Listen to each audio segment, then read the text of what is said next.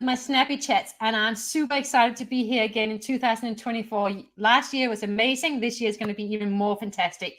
And guess what? I got the most amazing guest today. Her name is Isabel. We're going to talk more about her just now. But just very quickly, I'm Christine Bell. I'm a customer strategist. And what I'm all about is really learning and growing in our businesses. I'm all about understanding the target market, but we're not going to be talking about me. We're going to talk about how we can all learn and grow together. Because the one thing I found in small business, as a small business owner, is this: it can get really, really lonely, especially if we're one-man, two-man band. And what I've also learned is we all go through the same challenges, so we can all learn and grow from each other. And this is why I'm doing Snappy Chat. So I hope you get something out of it. I know I'm going to get lots out of it because Isabel is amazing. So I met Isabel through the Hounds of Business and Mike Ashnebrowner, who is kindly helping us in the back room today. He's the most amazing guy. If you don't know him, reach out to him. The Hounds of Business is amazing. It's great community. It's all about growing together, learning skills from each other. So please join us. But with this in mind, Isabel, oh my goodness, you're in Canada. You're amazing. You are a brilliant mindset strategist. I love what you're all about. Your emotional intelligence is just so high. Your wisdom and how much you've given to me since I've known you in the last half year has been amazing. So thank you so much for being here. Thank you. You're so sweet. Thank you. Please tell us a little bit more about yourself before we get into today's topic. Well, I'm Isabel Fortin, and I'm a mindset coach, and I help business managers and team managers to get the most out of their teams. That's what I do. And how you can't lead everybody the same way, and how can you apply mindset to get in the minds of your employees and your team members so you can get the best performance out of them. That's what I do. I love that. And in doing that as well, you also get the team members to become even better people in themselves and learn more about themselves too. And I love that you're also a public speaker, by the way. So not only are you great at helping working with teams, you're also great at inspiring others, and you certainly inspired me. So with this in mind, let's talk about a challenge that you faced in business. Oh man, so many. And what you said in the introduction is so resonated with me as a solopreneur, and I live alone too. It gets really, really, really lonely. And, of course, it's important to be surrounded, on LinkedIn, in our own communities. And that's where I draw my force from, and my willingness to just push through some of the crap that we have to go through, right? So so too many challenges to count, seriously. I understand. You know what? I didn't realize when I started a business 8 years ago, I burned out and I literally walked out of a job. I did not realize that starting to work for myself was actually the start of my personal development journey. I didn't even know what it was. And for the last 8 years, it's just been one layer of the onion that keeps peeling and peeling and peeling. And I think that's part of the journey as a small business owner, is we need to actually really get on that personal development journey, because it's what's going to sustain us. It's what's going to make us step out of our limiting beliefs and become bigger and enjoy our business more. Yeah, totally agree with you. I mean, I think that some people either don't feel the need or don't have the capacity or whatever to go that route. And undoubtedly, some of them still find some kind of monetary success. But I think that if you want to succeed more than just on the money, on the financial level, personal development is very important as a solopreneur, as an entrepreneur, as a leader, as a thought leader. That's for me anyway. I totally agree with you. Yeah. And I just want to call out, we got so many people here right now from the beyond who are here to support us. So we appreciate you so much. Hi, guys.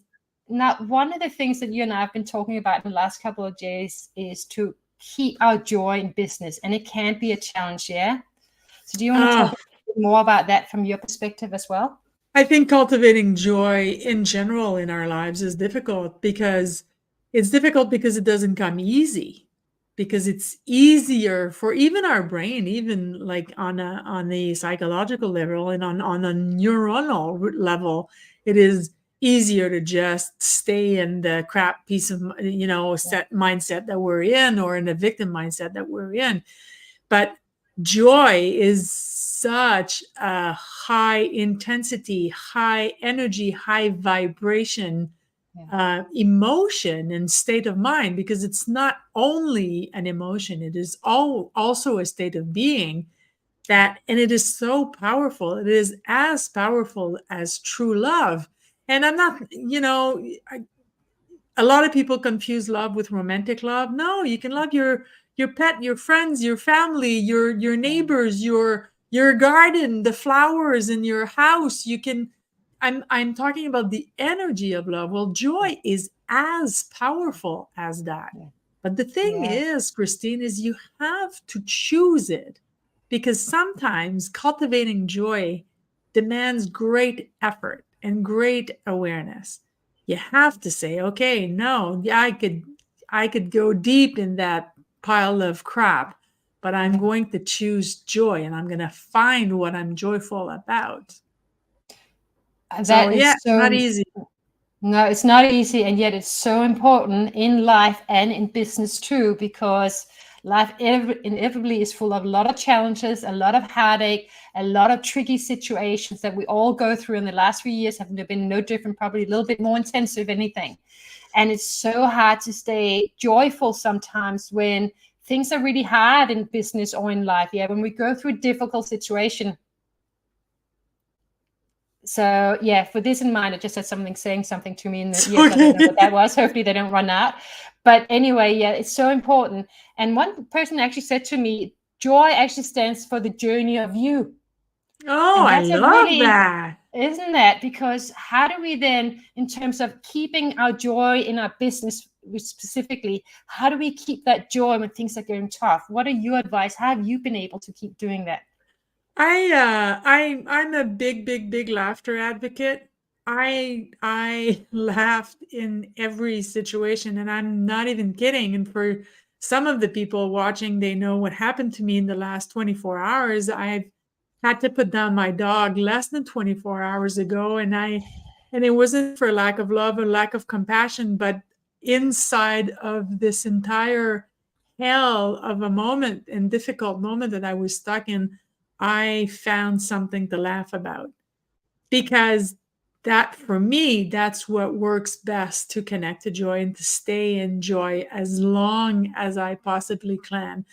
I'm not going to sit here and look at you in the face and say I laughed the entire time, because it wasn't A, appropriate, and B, that's not how it felt inside.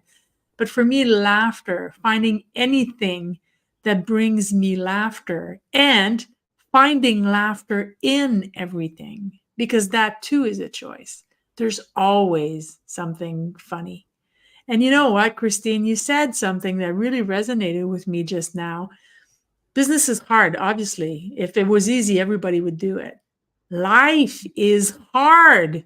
Life is hard. Life can, beat us up, drag us in the mud, and sometimes it's a real big bitch.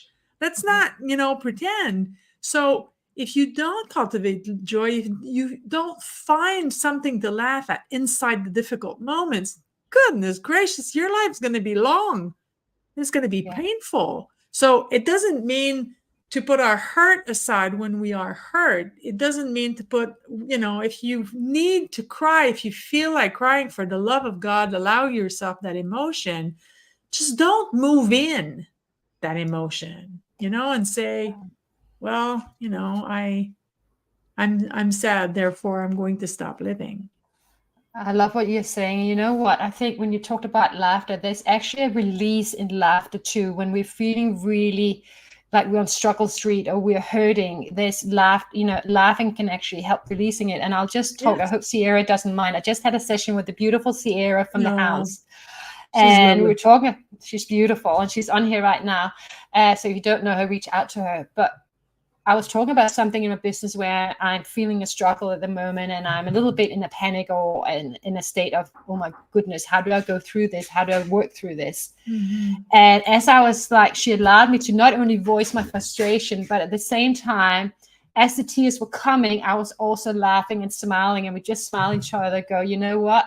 We're here because we're meant to be here right now, trusting that we have to go through to this to release, to come out at a place where we find even more laughter and joy. It's part of the process, I believe, Yes. to finding that joy within us, from a real perspective. I don't know what you think of that. I agree with you. And you know, when you connect with somebody like Sierra, I mean, you feel seen and you feel heard and you're understood, like right away, right? And I feel that way with you. And that's very, very Likewise. important. And And then I again, think, thank you, Nan. But that's very important. All these things are very important. And when they occur, it makes connecting to joy, and it makes finding the laughter inside difficult situations easier, because you've been heard and you've been seen and you've been validated. So, you know, like there's a 2018 study from Harvard University that about emotions. And they said that when an emotion is allowed to live, think of an emotion as a bug. And let's say the bug is allowed to live its entire life and it's recognized for what it is and is not diminished. It's not made feel small. It is just accepted as is. You know how long that the emotion lives? 90 seconds. Not much, yeah. So we That's can move through it, yeah. We can move through the emotions really quickly when we're seen and heard. exactly 90 seconds. So if you are validated, like Sierra did for you and like you do for me, if you are allowed to live in that moment and you're acknowledged and you're not, oh, you know, you're not right to feel this way, then you can just move on after that.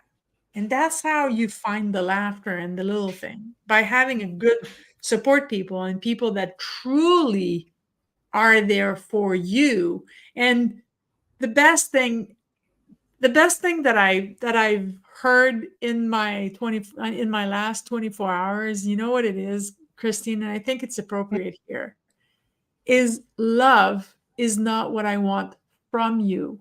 It is what I want for you. I So love that. That's so beautiful and so profound. I And would you have know what? held on. I'm sorry, I didn't mean to cut you off. I would have held on to Oscar for another 17 years if I would have been able. But I loved him enough to put him down because he started to suffer. So it's the same thing when you find true support, like we have in the house, because then you're seen, so you can move forward.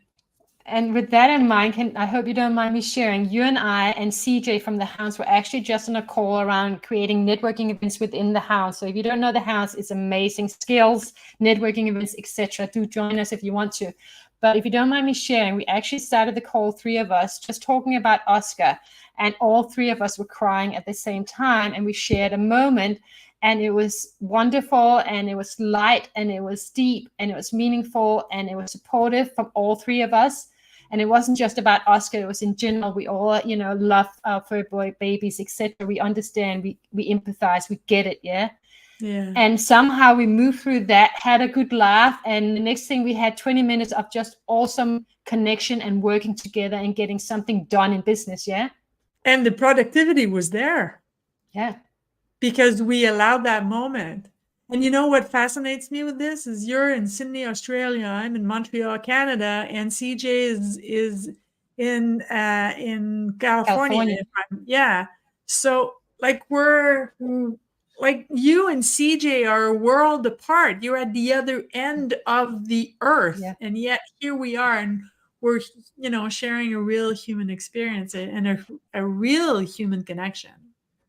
And real joy in a moment, because sometimes joy is not something we hold on to for a long time. It's a short moment, and we feel it so enormously that it lights us up for a long period, even if it's not consistent. Yeah. So beautiful. Now we're at the end of our 15-minute Snappy chat. I would love to talk to you for an hour, and I'm sure we will soon. But for the Snappy chat purposes, we will finish up now. So just with this in mind, how can people reach out to you, and how can they get to know you better, please?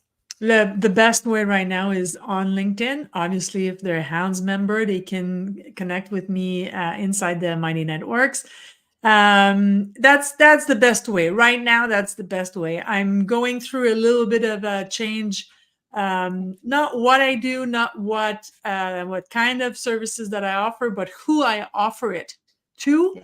So the best way is really on